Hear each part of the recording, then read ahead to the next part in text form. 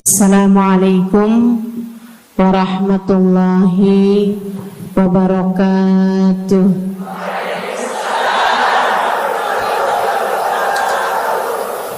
Alhamdulillah, wassalatu wassalamu ala Rasulillah Muhammad ibn Abdullah wa ala alihi wa sahbihi wa man walah. Subhanaka la ilma lana illa ma 'allamtana innaka antal alimul hakim. Rabbi shrah li sadri wa yassir li amri wahlul 'uqdatan min lisani yafqahu qawli. Amma ba'du. Alhamdulillah, sama-sama kita hormati, kita sayangi segenap keluarga besar dari Majelis Ta'lim Raudhatul Aliyah di bawah pimpinan Ibu Ayu Komaladewi. Kita doakan semoga beliau beserta segenap keluarganya senantiasa dalam limpahan rahmat ridha Allah Subhanahu wa taala. Juga kita doakan Ustazah Nabilah Al-Haddad sebagai pengasuh di majelis ta'lim ini, sebagai pimpinan di majelis ta'lim ini, Bu Ayu dan Ustazah Nabilah sekeluarga semuanya insyaallah senantiasa dalam pandangan kasih sayang Allah SWT. Panjangkan umurnya, disehatkan badannya, dimudahkan urusannya, kabulkan hajatnya, semakin dicinta Allah SWT dan Rasulnya. Para ustadzah, para hubabah, para syarifah, para pimpinan pondok pesantren, para pimpinan majelis ta'lim, yang mudah-mudahan semuanya dalam limpahan rahmat ridha Allah SWT, serta tentu saja semua yang hadir di majelis ini, baik ibu-ibu, kakak-kakak, adik-adik, anak-anak, yang mudah-mudahan semuanya dirahmati Allah, disayang Allah, dibahagiakan Allah, diistiqomahkan jalannya menuju ridha Allah Subhanahu wa taala, insyaallah diistiqomahkan jalannya menuju surga Allah Subhanahu wa taala. Amin ya rabbal alamin. Qul amantu billah thumma istaqim. Kata Nabi Muhammad sallallahu alaihi wasallam kepada seorang pemuda yang meminta nasihat, "Ya Rasulullah, ausini, wahai Rasul, tolong nasihati aku." Kita kalau ketemu orang mulia jangan minta duit, Bu. Kita kalau datang ketemu sama orang-orang yang kita tahu doanya mustajab, sangat soleh, hidupnya baik, apalagi jika dia adalah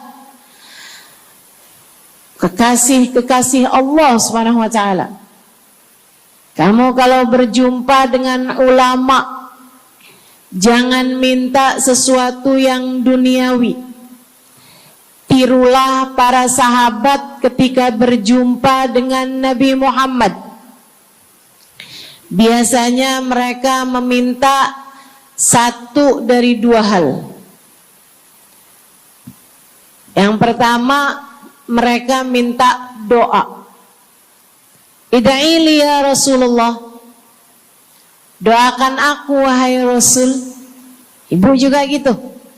Kalau ketemu sama ulama, ketemu orang soleh, ketemu kiai, ketemu habib, Yang kita tahu doanya mustajab, bertemu Hubabah, mintalah doa. Tapi jangan hanya sekedar urusan doa duniawi, Bu. Doa duniawi itu yang gimana, Ustazah? Doa yang kalau diijabah nggak akan manfaat begitu kamu masuk dalam alam kubur. Itu namanya doa duniawi. Ustazah, doakan saya biar saya cepat kebeli rumah. Bu, kalau mati rumahnya dibawa gak? Ustazah, doakan saya kepengen beli HP baru. Dibawa gak HP-nya? Enggak. Itu namanya doa duniawi.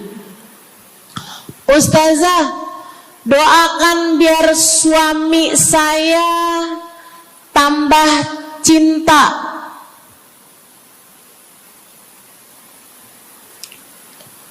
Kalau mati suaminya dibawa gak, Bu? Walaupun kamu mau, dia gak bakalan mau, Bu. Sesuatu yang sifatnya duniawi. Ustazah, doakan biar anak saya soleh. Duniawi apa bukan? Bukan. Sebab kesolehan anak akan jadi tambahan bekal bagimu ketika kamu masuk dalam alam kubur. Jadi nggak boleh nih Ustazah doa urusan duniawi atau minta didoakan urusan-urusan duniawi. Boleh, tapi jangan cuma itu. Nanti takutnya kamu nyesel.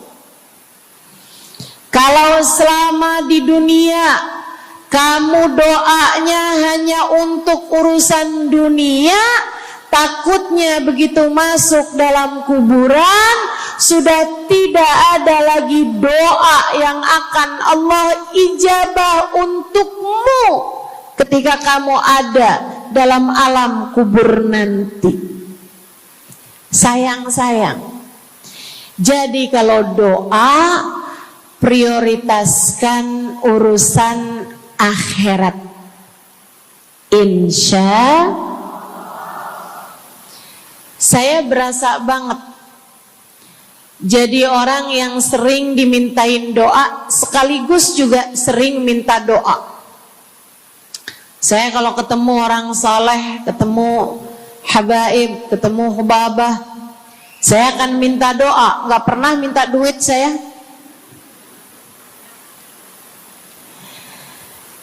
Ida'ili ya hubabah, ida'ili ya habib. Serius sekalian, sebagai orang yang sering juga dimintain doa, Ustazah doakan saya. Banyak tuh. Saya merasakan perbedaannya saat saya ada di Tarim sama ketika saya sudah pulang dan kembali ke negeri ini. Waktu saya di Tarim, orang kalau minta doa sama saya, usik berdoa, tolong ya doain saya. Saya suka tanya, doa apa? Selalu aja, hampir semuanya mengatakan hal yang sama. Ida'ili bihusnil khatimah. Doakan saya biar husnul khatimah. Begitu nyampe ke Indonesia, kalau ada orang bilang, Ustazah doain saya, biasanya lanjut tuh, doanya minta apa langsung dibilang, nggak pakai tanya. Ustazah doain saya biar utang cepat lunas. Ustazah doain saya biar cepat dapat jodoh. Ustazah doain saya biar jadi orang kaya. Ustazah doain saya biar suami nggak mendua. Ya Allah, ternyata kebanyakan orang kita kalau minta doa seringnya urusan duniawi. Bukan berarti nggak boleh, boleh aja sih. Cuman takutnya begitu kamu mati nyesel kalau semua doamu selama ini adalah sesuatu yang tidak ikut kamu bawa ketika kamu mati. Kalau kita lihat para sahabat ketika mereka berjumpa dengan Nabi Muhammad, selalu saja banyak di antara mereka yang minta doa. Nabi pernah tanya, doanya apa? Macem-macem jawaban para sahabat. Ada yang begini, Harithah menjawab, Ida'ili an yarzuqani Allah asyhada fi sabilih. Rasul, doakan saya biar saya dikaruniai mati syahid di jalan Allah.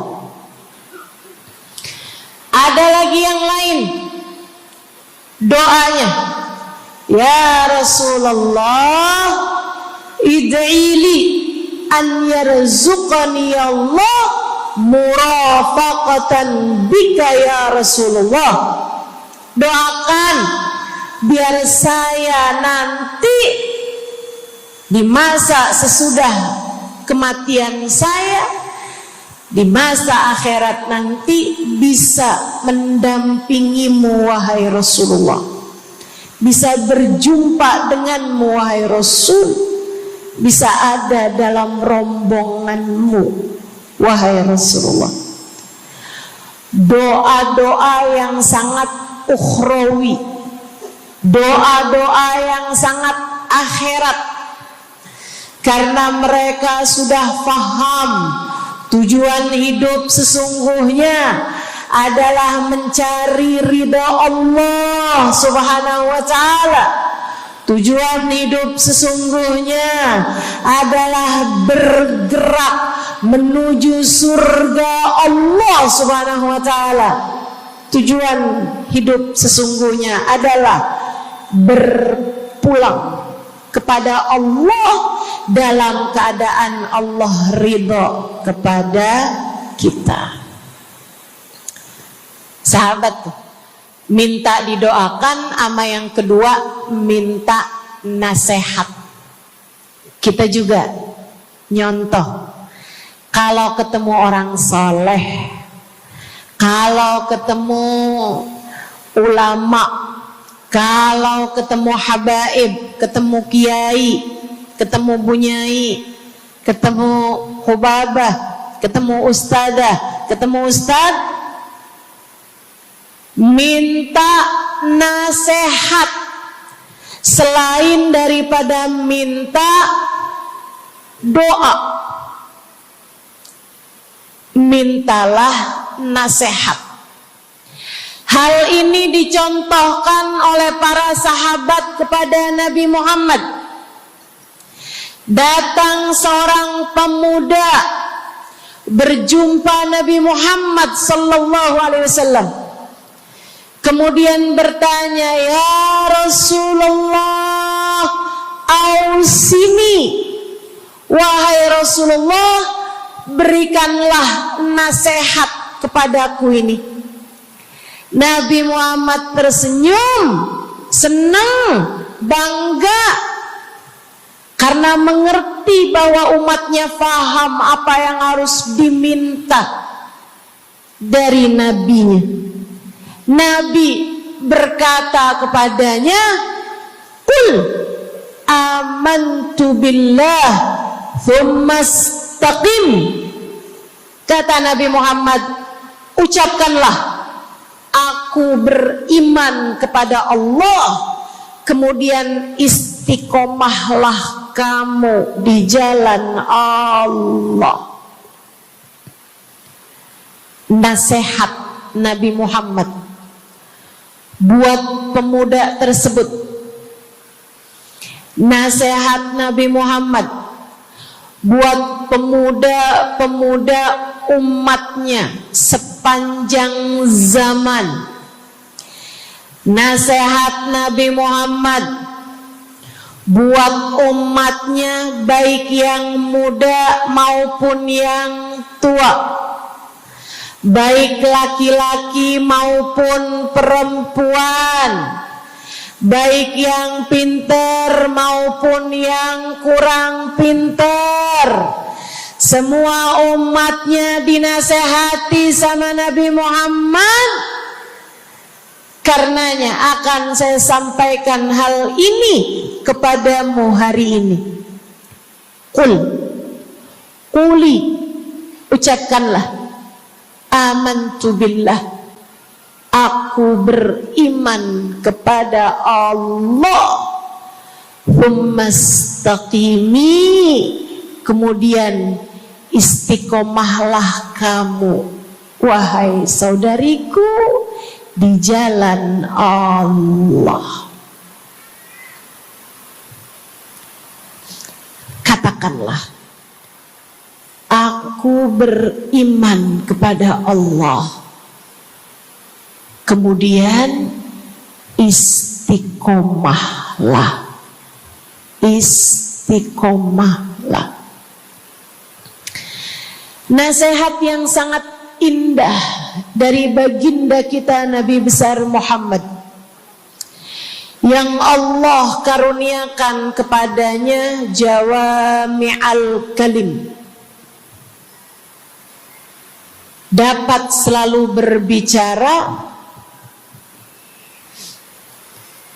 dengan kata-kata yang ringkas tapi padat. Nabi itu ucapannya ringkas tapi padat. Nggak kayak saya, Bu, udahlah panjang dan ya, mudah-mudahan Allah jadikan ucapan-ucapan kita jadi kalimat-kalimat yang akan membawa kita menuju surga. Jadi ucapan-ucapan yang akan bawa kita menuju ridha Allah Subhanahu wa taala. Ibu-ibu, kita sama-sama belajar biar kalau ngomong itu enggak panjang-panjang, akan tetapi bermutu, berkualitas. Terutama Bu, ibu kalau ngomong sama anak-anak ibu, kadang-kadang panjang bener. Padahal itu aja, anak sampai hafal. Iya mah, katanya gitu. Betul gitu? Nabi kalau ngomong pendek aja tapi penuh makna. Nabi kalau bicara seringkali nggak panjang-panjang tapi sangat berarti. Satu hadis beliau saja bisa disyarahkan, diberi keterangan, hingga bahkan berkitab-kitab banyaknya.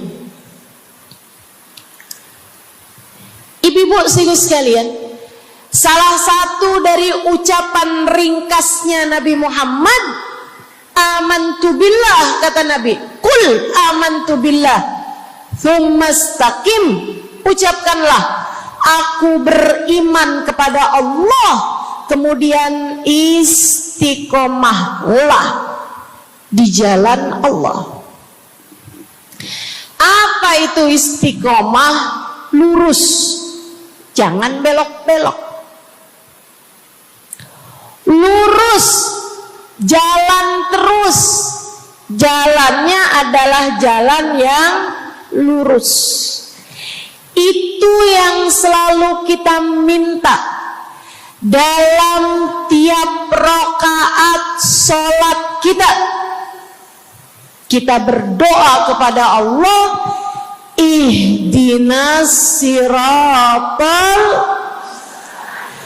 ya Allah, tempuhkanlah untuk hidup kami ini jalan-Mu yang lurus.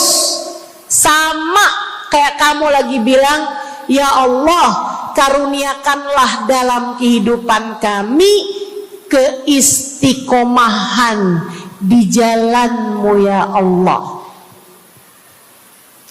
Kamu selalu minta istiqomah 17 kali sekurangnya tiap hari. Betapa sangat pentingnya istiqomah ini, saudaraku sekalian. Berada dalam jalan yang lurus. Saya mau bahas jalan lurus yang dimaksud ini apa aja. 1, kamu harus lurus imannya. Amantu billah, aku beriman kepada Allah. Kata Nabi Muhammad sallallahu alaihi wasallam, qul amantu billah, ucapkanlah aku beriman kepada Allah. Maka istiqomah tersebut yang nomor 1 adalah dalam urusan keimanan. Bu, Kak, Dek, Nak, yang lurus imanmu. Iman yang lurus tuh yang gimana, Ustazah?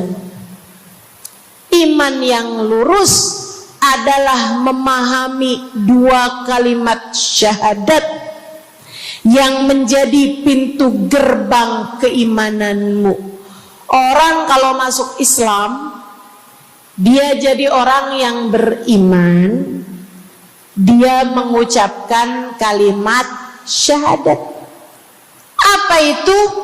La ilaha illallah. Yang pertama.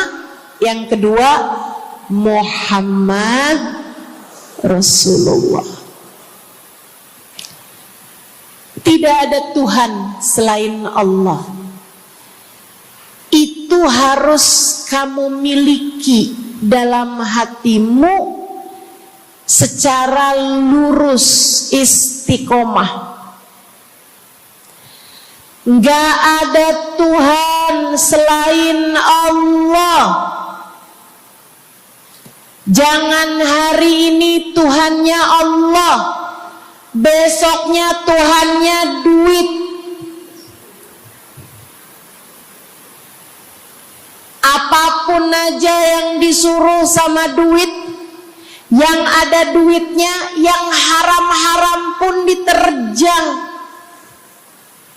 Lah kenapa begitu? Saudaraku sekalian, qul amantu billah, ucapkan aku beriman kepada Allah. Aku faham arti la ilaha illallah. Tidak ada Tuhan selain Allah.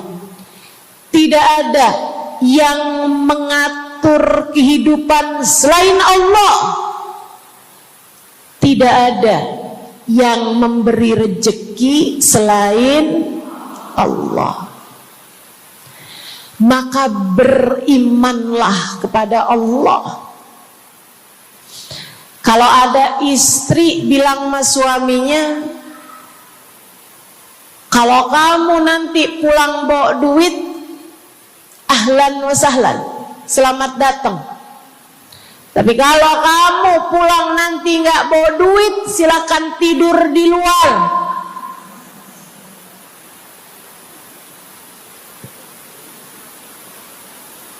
Kamu sepertinya kurang beriman. Kamu lupa bahwa pemberi rezeki bukan suamimu, melainkan yang ngasih rezeki itu cuma satu, Bu. Namanya bukan pekerjaan, bukan atasan, bukan pemerintah. Yang ngasih rezeki cuma Allah Subhanahu wa ta'ala. Maka berimanlah atas hal itu. Jangan nyalahin si ini, nyalahin si itu. Imanmu benerin. Imanmu benerin. Banyak orang saya liatin itu suka pada repot urusan rezeki. Banyak banget. Di dunia ini nih banyak yang suka repot urusan rezeki. Ngejar dunia abis-abisan. Ngejar duit segala macam cara. Sampai omongannya gak jadi omongan orang beriman. Waktu dibilangin, jangan nyari rezeki yang haram. Cari rezeki yang halal. Jangan berani ngambil yang bukan hakmu. Dia bilang begini nih. Ya, Ustazah nggak tahu zaman sekarang. Jangankan nyari yang halal, nyari yang haram juga susah saja.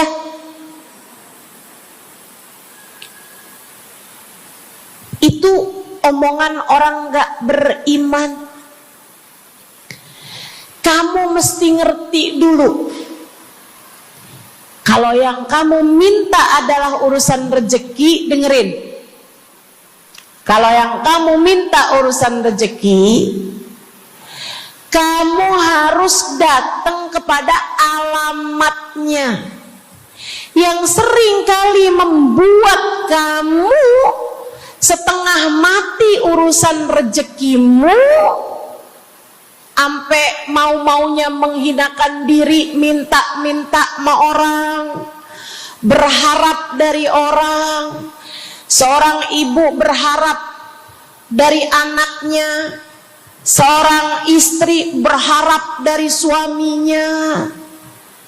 Saudariku sekalian, yang sering kali membuat kamu tersiksa urusan rezeki adalah karena kamu salah alamat. Kamu salah alamat. Kamu sedang tersesat jalan.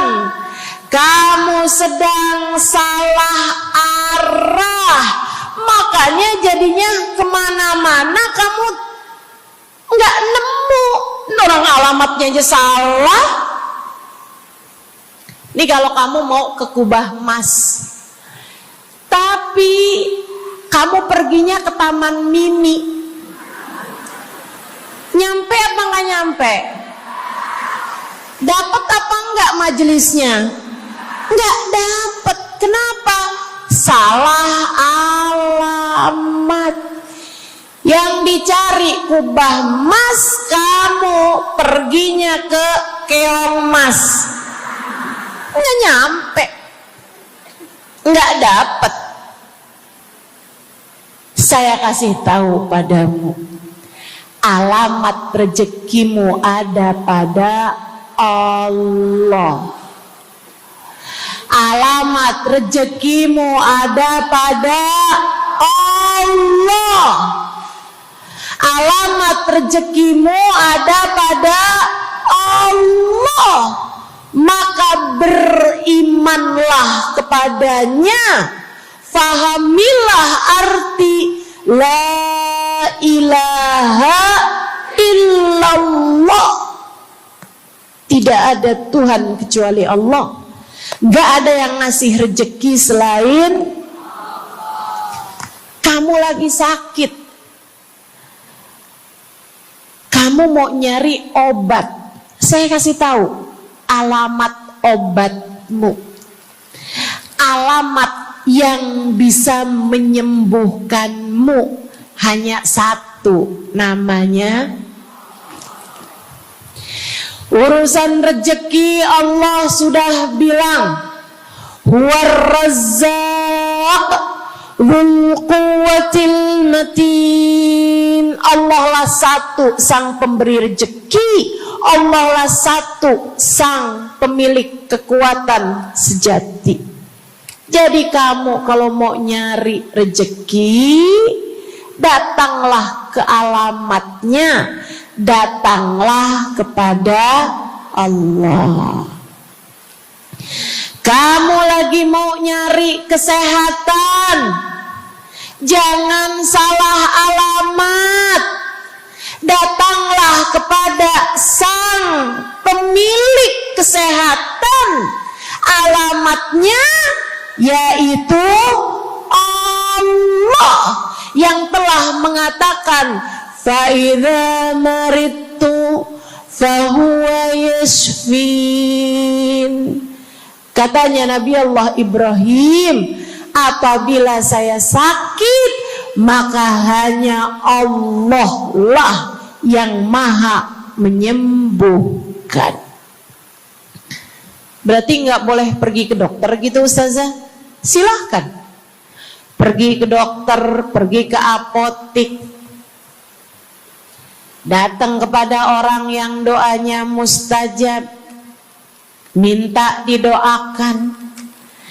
Tapi semua hanyalah sebab, semua hanyalah wasilah.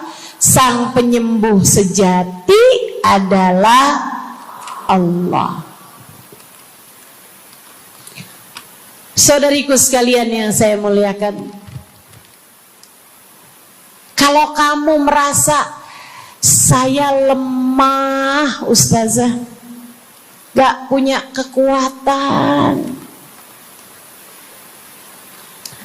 kalau kamu merasa saya bodoh Ustazah, saya tidak mengerti di mana alamat ilmu, di mana alamat pengetahuan. Bu, Kak, Nak, anak-anak nih yang masih lagi belajar di pondok pesantren, yang masih lagi belajar di mana-mana, saya kasih tahu padamu, alamat ilmu ada pada Zat yang Maha Satu, namanya Allamal insana malam ya'lam. Allah lah yang mengajari manusia apa yang tidak dia ketahui.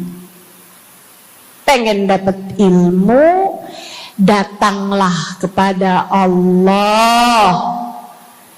Pengen punya kekuatan, datanglah kepada Allah. Saya udah tua Ustazah, saya janda pula Ustazah, saya nggak punya kekuatan ya Ustazah. Kekuatanmu hanya ada pada Zat yang Maha Satu, Allah Subhanahu wa Ta'ala. Datanglah selalu padanya. Imanmu jangan biarkan ia naik turun. Imanmu biarkan ia kokoh di dalam hatimu. Jangan percaya kalau ada yang bilang kekuatan ada pada uang. Jangan percaya. Percaya hanya satu aja, kekuatan ada pada Allah.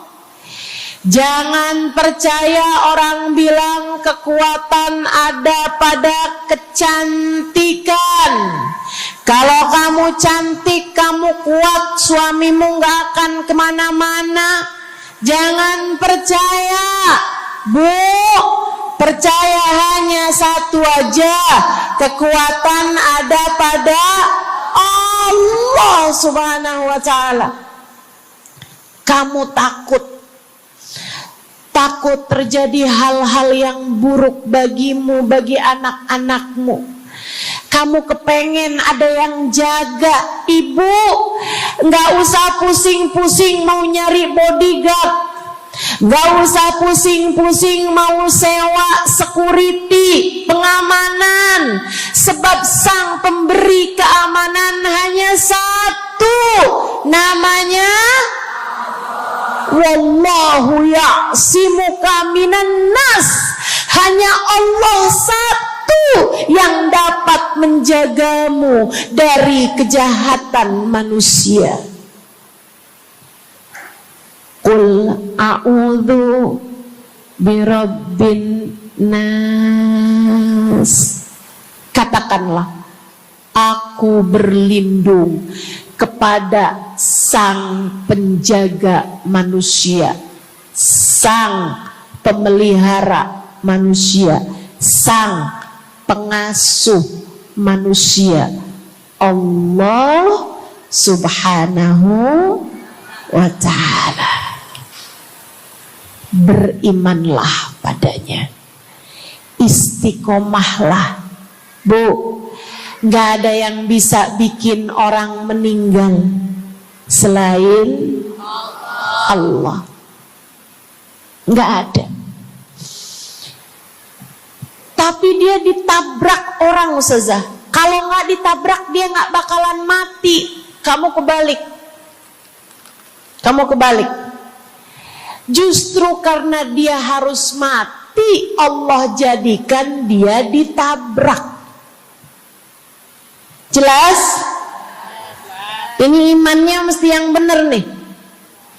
Jangan kamu kira ini ada dokter malpraktek sehingga dia kemudian meninggal dunia. Jangan kamu kira karena salah minum obat dia mati. Bukan, ibu-ibu sekalian. Justru karena dia harus mati, karenanya kemudian ketemu sama dokter yang malpraktek lah, ketemu sama obat yang salah lah. Itu hanya sebab kematiannya itu sendiri. Allah udah bilang, idza jaa ajaluhum la yastakhiruna sa'atan wa la yastaqdimun. Apabila datang ajal seseorang, gak ada siapapun yang bisa memajukan barang semenit pun, gak ada yang bisa memundurkan meski sesaat sekalipun. Gak ada. Emang udah kepastiannya. Waktunya mati ya mati, Bu. Gak ada yang bisa menghidupkan, sekaligus tidak ada yang bisa mematikan selain Allah. Itu artinya istiqomah dalam iman. Tapi tunggu dulu, sebelum saya lanjutkan istiqomah yang lain. Selain beriman kepada Allah, kamu juga harus beriman kepada Nabi Muhammad. Kamu harus beriman kepada Nabi Muhammad. Beriman bahwa beliau adalah, a'udzubillahi minasyaitonirrajim, qul innama ana basyarum mithlukum yuha ilayya. Dua-duanya harus seimbang. Innama ana basyarum mithlukum, tapi juga yuha ilayya. Katakanlah wahai Nabi Muhammad, aku adalah seorang manusia seperti kalian. Saya punya badan, saya punya perasaan. Kalau nggak makan-makan saya lapar. Kalau habis makan nggak minum saya haus. Kalau beberapa hari saya nggak tidur saya ngantuk.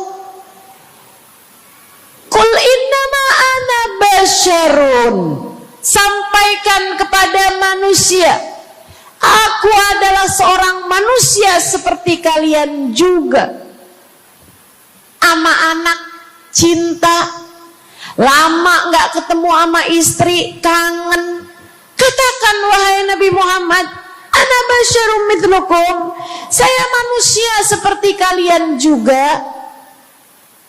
Kalau ada yang disayang kemudian meninggal, sedih.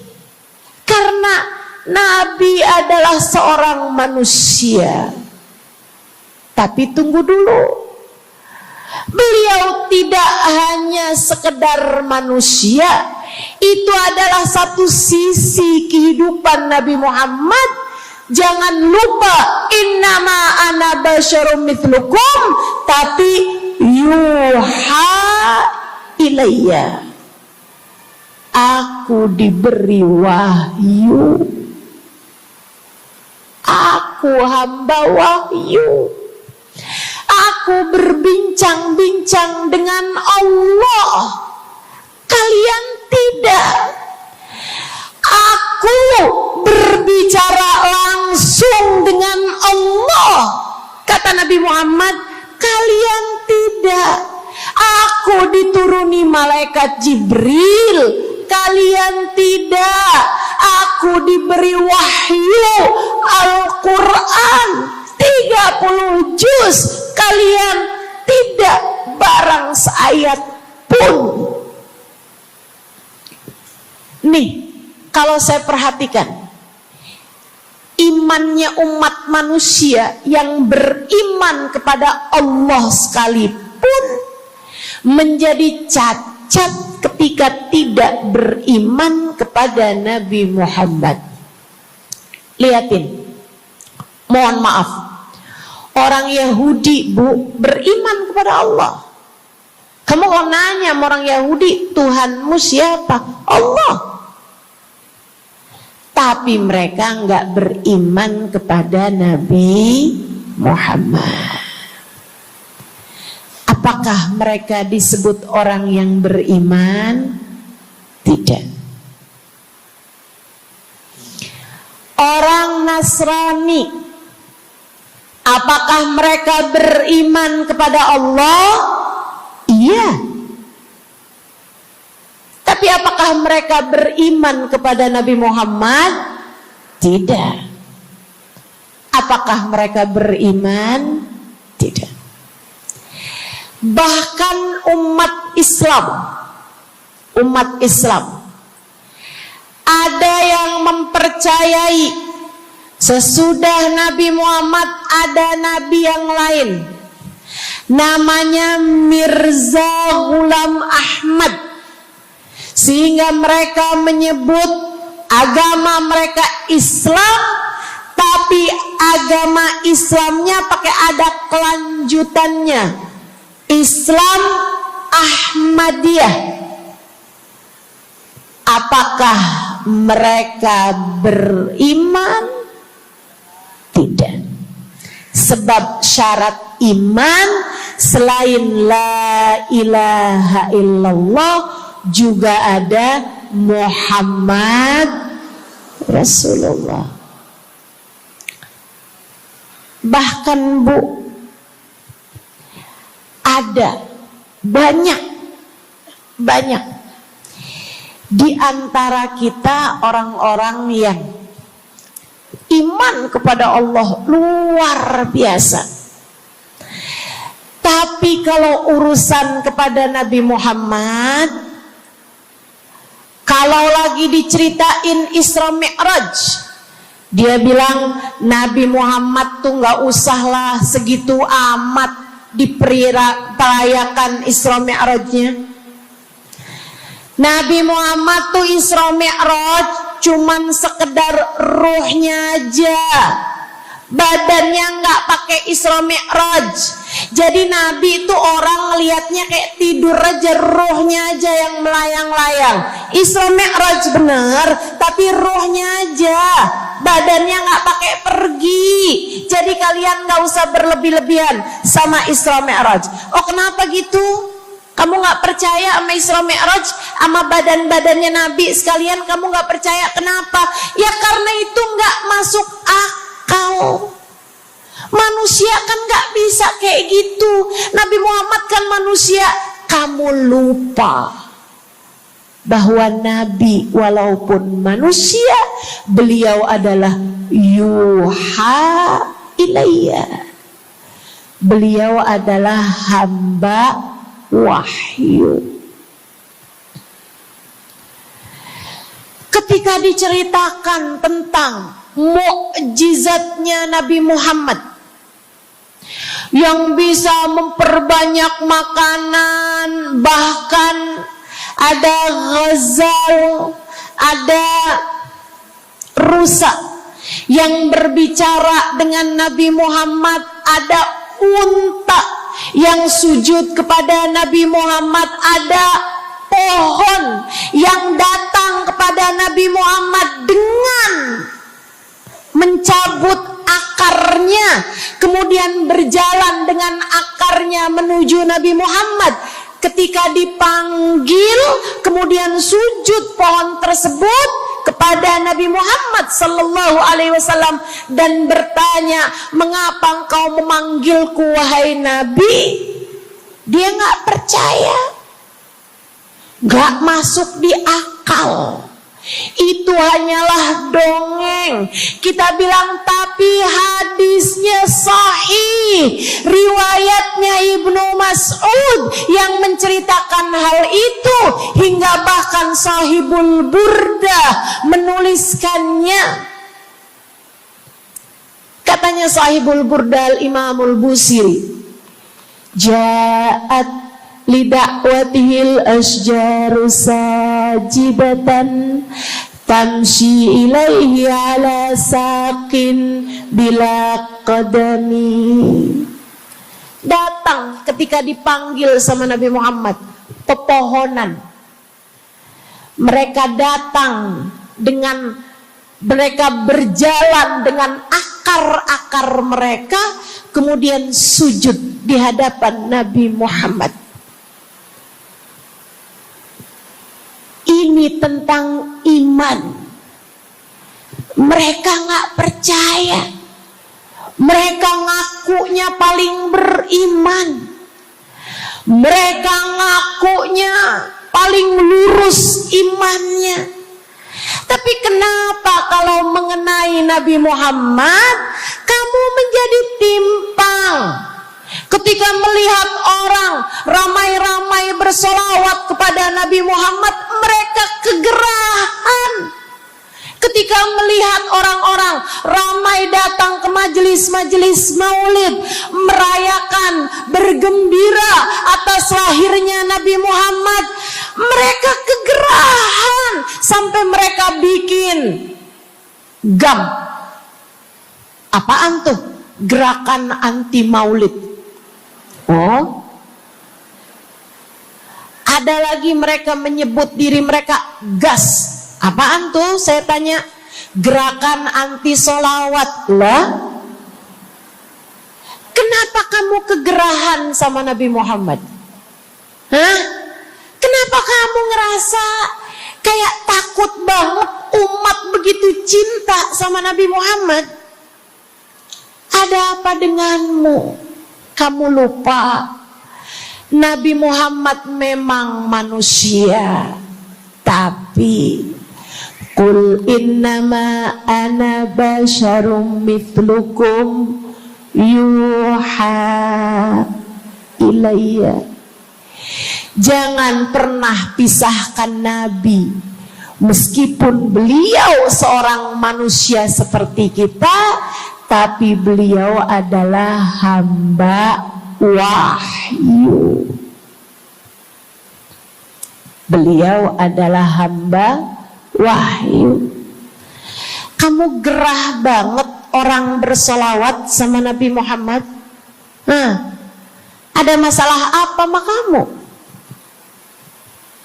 Kamu gerah banget orang baca maulid Nabi Muhammad. Bahkan ada orang-orang yang ngaku paling Islam, tapi gerah banget ngelihat orang berziarah ke makam Nabi Muhammad. Ada masalah apa sama kamu? Yang bermasalah bukan kami umat Nabi Muhammad.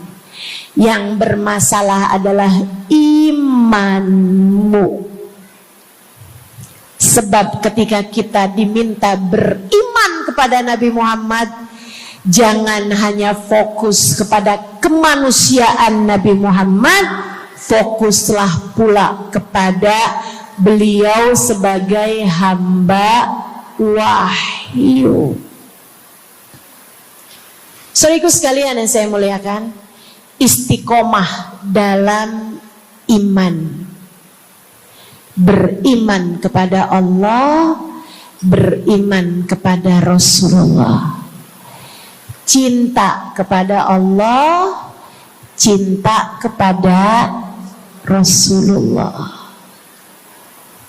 Cinta kepada Rasulullah, cinta kepada keluarga Rasulullah, cinta kepada sahabat Rasulullah, dan istiqomahlah dalam cinta tersebut. Jadi istiqomah menuju ridha Allah yang pertama adalah istiqomah dalam iman.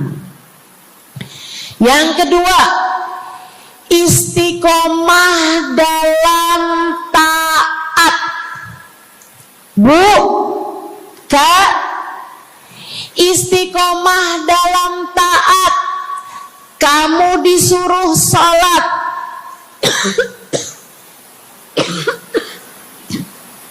istiqomahlah. Jangan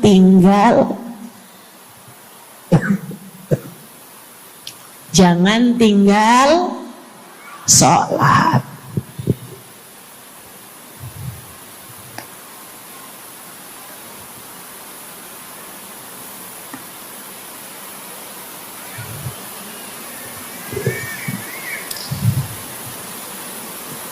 Kamu diperintah buat puasa Ramadan. Jangan tinggal puasa. Yang kemarin puasanya bolong karena menstruasi, karena haid,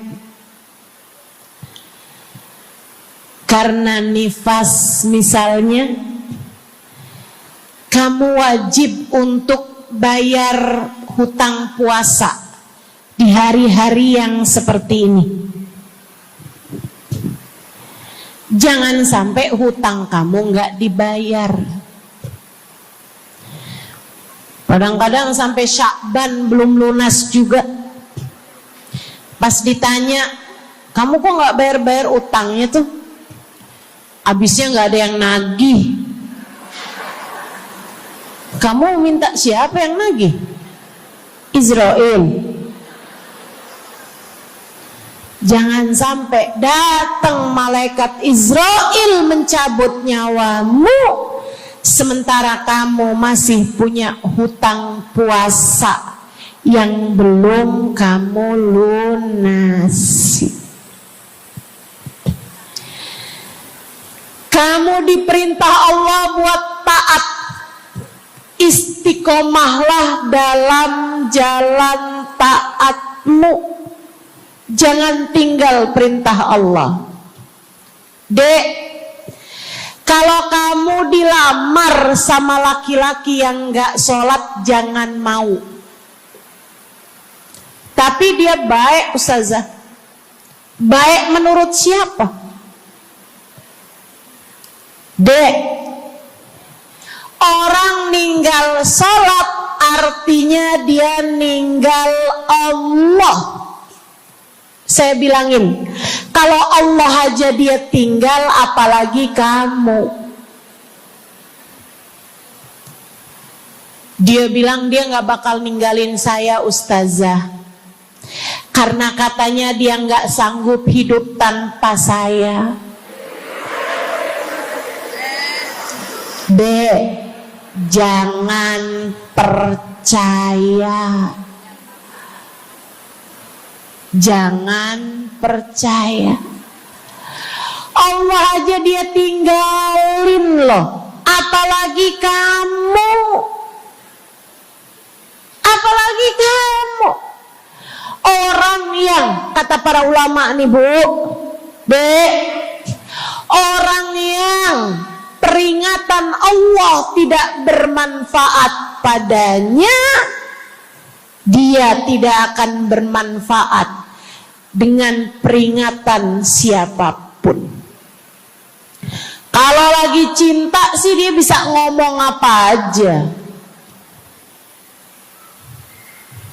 Tapi percayalah, yang bisa ninggal Allah, dia bisa ninggal siapapun. Istiqomahlah di jalan Allah. Istiqomah di jalan Allah. Jangan berani ninggal Allah. Jangan berani ninggal salat. Jangan berani ninggal ibadah.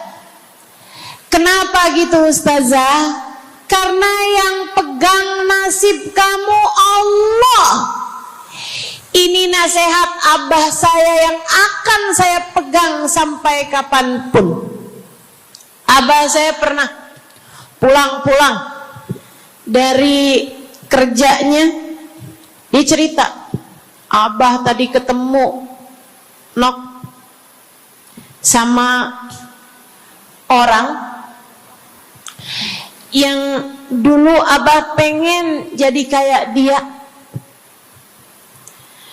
Dia itu dulu waktu zaman abah muda, abah kepengen kayak dia, ganteng, kaya, sehat, orang tuanya kaya, dia bisa sekolah. Abah kepengen sekolah, gak ada biayanya. Abah harus bantu orang tua buat nyari nafkah, sehingga akhirnya putus sekolah. SD aja gak tamat, kata abah saya. Serius kalian? Kata abah kepengen banget jadi kayak dia itu waktu zaman abah muda. Tadi abah ketemu sama dia di trotoar. Abah kaget ngelihat dia. Kenapa, Bah? Dia sekarang gila. Jadi orang gila di trotoar. Abah pas liatin mukanya kayak kenal nih. Abah saya bilang subhanallah. Nak, abah kasih nasihat sama saya, Bu. Zaman saya SD, biar gini-gini saya pernah SD loh, Bu. Abah saya bilang, nak, ternyata hidup yang paling penting nasib. Dan ingat nak, nasib adanya di tangan Allah. Maka kalau kamu kepengen nasib kamu bagus, jangan pernah tinggal Allah. Itu nasihat abah saya. Saya pegang terus sampai dengan sekarang. Kamu dalam hidup yang penting nasib. Yang paling penting buat anak-anak kamu dalam hidup mereka adalah nasib. Ibu, nasib. Bukan ilmu, bukan harta, bukan sehat, bukan. Yang paling penting dalam hidup anakmu adalah nasib. Bukan cakep. Kamu nak dalam hidup harus cakep nak. Nanti nak Kalau zaman-zaman akhir nanti ada cara buat mempercantik diri, pakai nak operasi plastik, ayo nak, filler lah, tarik benang lah, semua kerjain nak. Yang penting dalam hidup cantik. Kamu jangan sampai kayak mamah kamu ini nak, bapak kamu buka cabang di mana-mana. Bukan. Yang paling penting bagi anakmu di hidup mereka di dunia sebelum kelak di akhirat nanti adalah nasib. Saya kasih tahu, yang paling penting adalah nasib. Dan nasib itu adanya dalam genggaman Allah. Maka kalau kamu kepengen nasibmu bagus, kalau kamu kepengen nasib anakmu bagus, jangan tinggal Allah. Urusanmu dengan Allah yang bagus. Perintah-perintah Allah jangan ditinggal. Larangan-larangan Allah jangan diterjang. Jelas? Yang di belakang jelas? Saya ingat Bu, saya punya guru namanya Hubabah Bahiyah. Saya kalau jumpa sama beliau, saya selalu minta doa. Saya ceritakan tuh di buku Bidadari Bumi yang pertama. Beliau sangat enggan mendoakan orang lain. Kalau dimintain buat doa tuh beliau jarang-jarang mau doain. Beliau selalu bilang, doa aja sendiri, kata beliau begitu. Bukan karena beliau pelit, doa yang gratis pun gak mau gitu, bukan.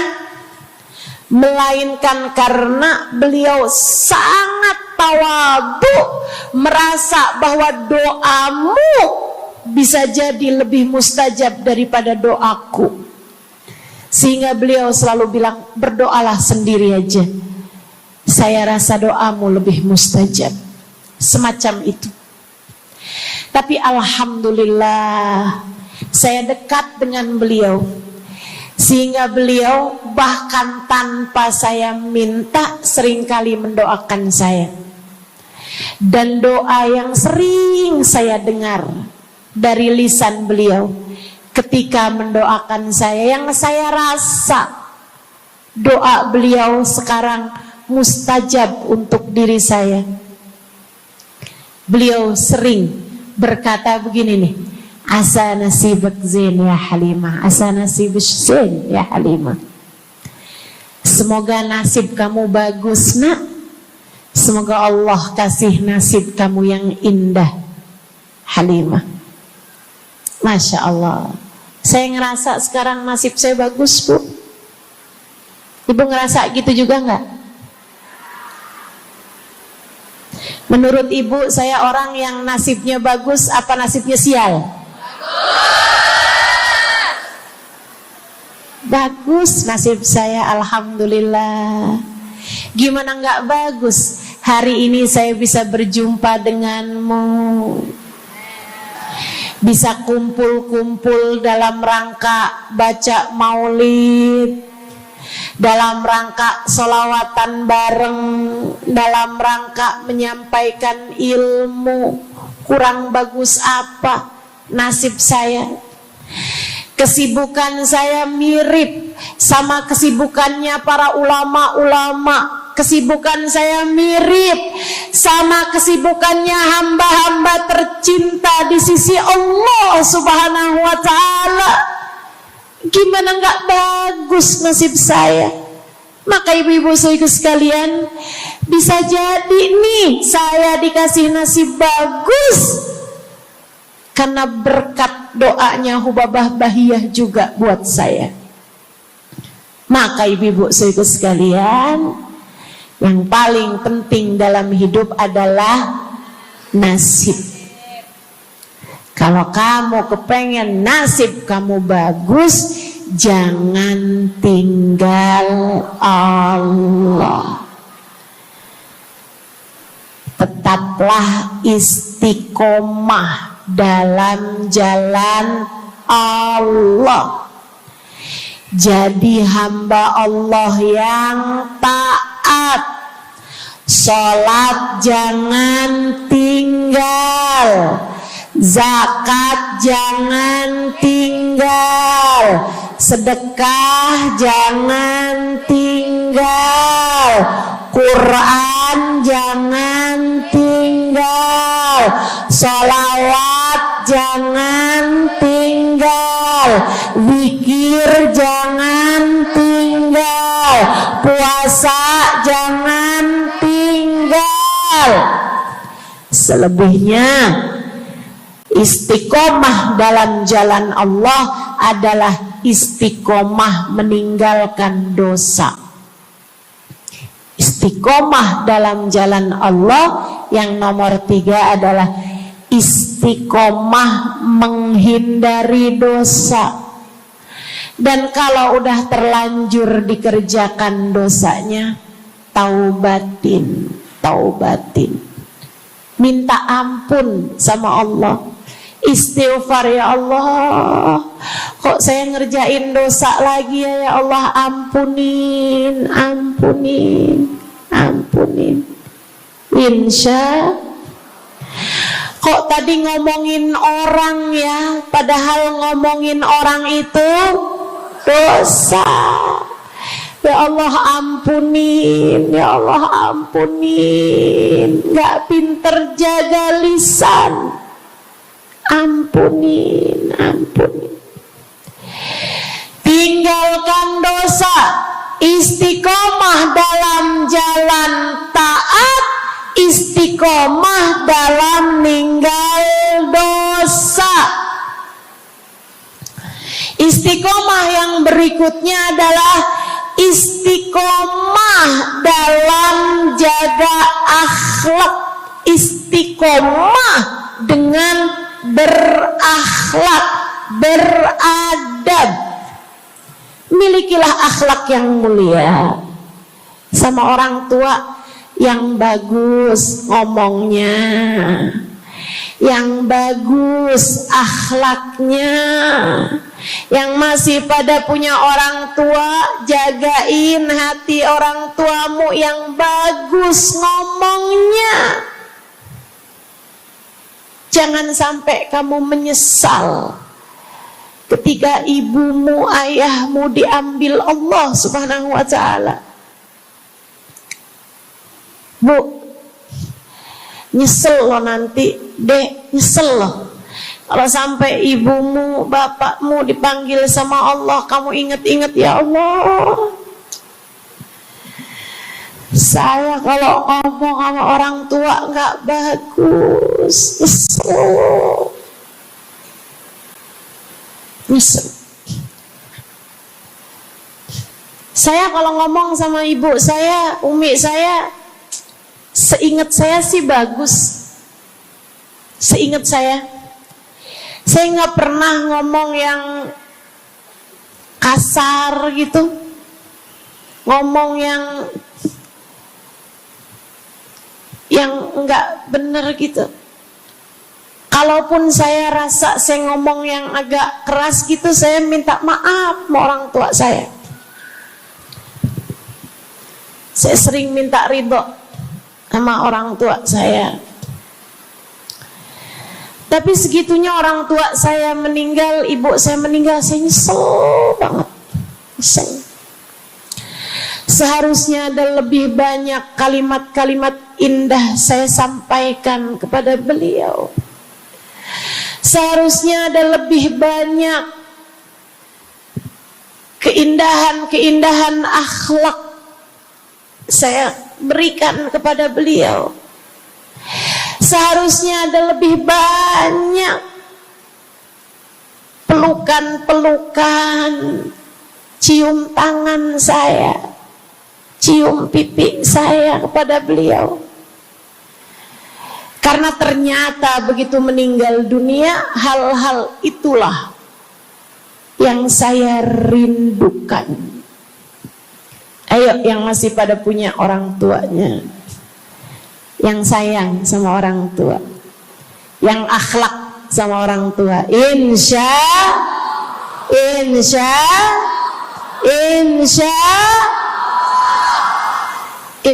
Allah. Belajar kita buat jaga akhlak, istiqomahkan akhlakmu, luruskan akhlakmu kepada orang-orang terdekat denganmu. Ngomong sama temen yang bagus ngomongnya, ngomong sama orang yang bagus ngomongnya, ngomong sama guru yang bagus ngomongnya, ngomong sama suami. Bu, belajar yuk. Saya juga punya suami soalnya. Sama-sama belajar buat kita jaga omongan kita. Insya Allah. Sama-sama belajar jaga akhlak kita kepada orang-orang yang ada di sekitar kita. Mudah-mudahan Allah muliakan kita dengan akhlak yang terpuji. Amin ya rabbal alamin. Biar nggak banyak nyeselnya, biar nggak banyak nyeselnya. Insya Allah. Saya pernah, Bu, ada ketemu temen. Saya udah lama nggak ketemu sama dia. Saya deket sama dia, cuman ada masanya kan, kadang-kadang sama yang deket juga kita jadi jarang ketemu gitu kan. Saya jarang ketemu gitu sama dia belakangan. Kemudian saya ketemu sama dia di salah satu majelis maulid. Pas lagi majelis maulid saya ketemu sama dia gitu. Begitu ketemu, saya kangen, saya pelukin dia. Saya ingat tuh hari Selasa. Saya pelukin dia terus saya bilang, saya sayang sama kamu dunia akhirat. Kamu teman saya dunia akhirat. Ya Ustazah, doain saya ya Ustazah, terus ya Ustazah. Iya, saya sayang sama kamu dunia akhirat. Habis itu saya datang majelis itu, saya ngajar ini apa, pas pulang udah gak ketemu lagi. Rebo, Kemis, malam Jumat, pagi, subuh saya dikabarin dia meninggal dunia. Saya sampai kaget banget. Selasa loh ini, Rebo, Kemis, 2 hari doang.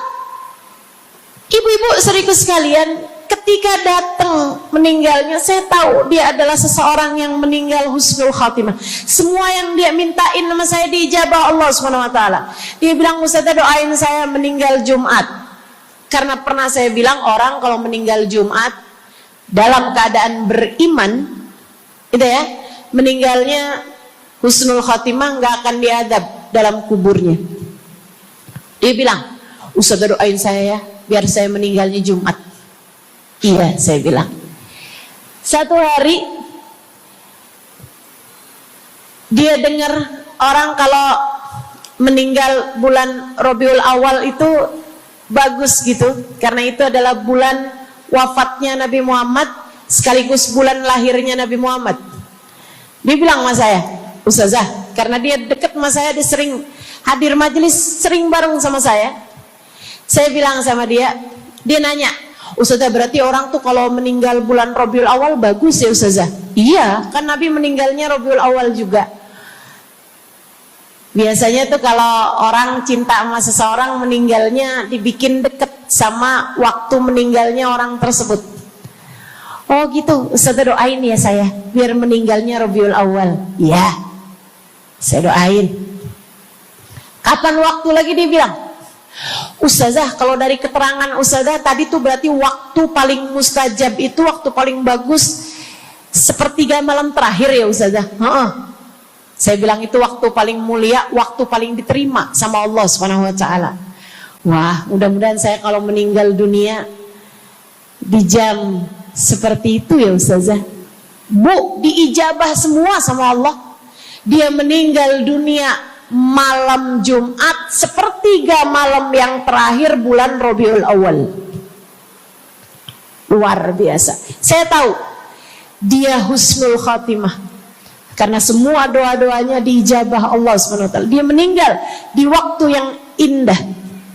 Dia meninggal di waktu yang sangat dia inginkan. Nggak pakai sakit, teman-teman sekalian. Subhanallah. Nggak pakai ada di rumah sakit, bahkan masih perjalanan menuju ke rumah sakit. Karena dia tiba-tiba kesakitan luar biasa, perutnya dibawa ke rumah sakit, tengah jalan meninggal dunia. Bu, saya nggak nyeselin dia, dan saya pun juga nggak nyeselin keadaan saya. Karena kalimat terakhir yang saya sampaikan kepada dia adalah kalimat yang bagus, kalimat yang indah. Cuman saya kayak dapat pelajaran, kamu nggak pernah tahu kapan ajalmu atau ajal seseorang datang, maka berusahalah berbicara yang bagus kepada setiap orang. Kamu ketemu sama suamimu, kamu ketemu sama anakmu, kamu ketemu sama orang tuamu, kamu ketemu sama saudaramu, kamu ketemu sama siapapun, belajar buat ngomong yang bagus. Kamu nggak pernah tahu kapan ajalnya atau ajalmu datang menjemput. Bisa jadi kalimat yang kamu ucapkan kepada seseorang adalah kalimat terakhir yang dia dengar darimu. Bisa jadi kalimat yang kamu sampaikan kepada seseorang adalah kalimat terakhir yang kamu sampaikan kepada dia, karena sesudah itu kamu meninggal dunia. Bisa jadi. Maka jangan pernah ngomong yang gak bagus kepada siapapun. Berakhlaklah dengan akhlak yang mulia kepada siapapun. Insya Ibu kayak apa rasanya kalau ibu habis ngomel-ngomel sama suami, ibu pergi, kemudian suami ibu meninggal? Kayak apa rasanya?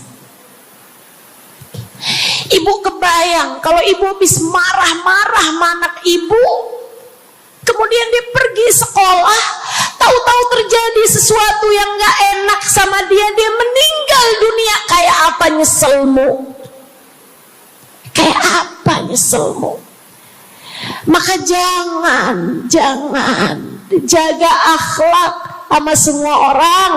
Ngomong yang bagus, ngomong yang bagus, berakhlak yang bagus terhadap siapapun. Kamu kan gak mau juga kalau kamu habis marah-marah, tiba-tiba kamu keluar rumah kemudian kamu meninggal dunia. Kamu mau kalimat terakhirmu adalah sumpah serapah? Gak mau tentu. Yuk belajar berakhlak yang baik. Insya hal tersebut kalau kamu lakukan, artinya kamu sudah menjadi seseorang yang istiqomah di jalan Allah. Apa aja tadi? Satu, istiqomah dalam iman. Yang kedua, istiqomah dalam taat. Yang ketiga, istiqomah ninggalin, istiqomah menjaga akhlak.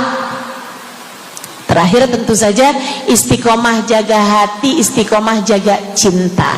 Cintai Nabi Muhammad, cintai sahabat Nabi Muhammad, cintai keluarga Nabi Muhammad, cintai para ulama, cintai guru-guru, cintai suami sendiri, cintai orang tua, cintai anak, cintai sahabat, cintai segenap umat Islam. Mudah-mudahan dengan cara itu kita kelak di hari akhirat nanti dikumpulkan dalam rombongan umatnya Nabi besar Muhammad sallallahu alaihi wasallam. Mudah-mudahan ilmu yang kita dengar hari ini bisa menjadi ilmu yang bermanfaat buat kita dunia dan akhirat. Ala hadhihi niyyah wa bi kulli niyyatin salihah jamiah. syamilah ila hadratin Nabi Muhammad sallallahu alaihi wa ala alihi. Allah Subhanahu wa taala mengatakan tentang kemuliaannya, menciptakan keagungannya, menciptakan alam langit dan alam bumi. Diawali dengan tabarakalladzi biyadihil mulk wa huwa ala kulli syai'in qadir. Maha agung Allah, pemilik kerajaan. Wa huwa ala kulli syai'in qadir, pemilik kekuasaan tertinggi, pemilik keagungan mutlak. Wa huwa ala kulli syai'in qadir, Allah terhadap segala sesuatu maha berkuasa. Alladzi khalaqal mauta wal hayata liyabluwakum ayyukum ahsanu amala. Ini ayat prinsip banget nih. Ayat jadi prinsip kehidupan kita nih. Kata Allah, dialah Allah yang menciptakan kematian dan kehidupan. Tujuannya buat apa ya Allah? Kami hidup, kami mati. Liyabluwakum ayyukum ahsanu amala.